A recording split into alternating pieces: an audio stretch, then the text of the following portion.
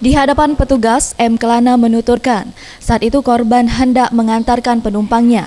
Namun ketika melintas di Jalan Kiai Gede Ing Suro, Kecamatan IB2 Palembang, korban dihadang sekitar 5 orang terlapor yang diduga merupakan sopir angkot jurusan Ampera Tangga Buntung.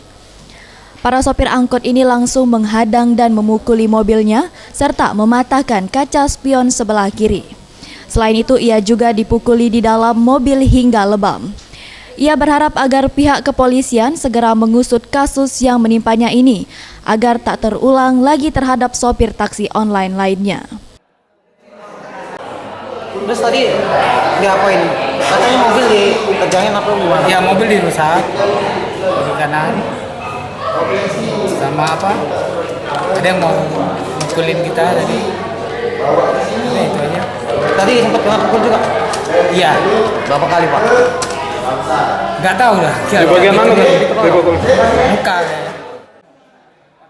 Tim Liputan Sriwijaya TV.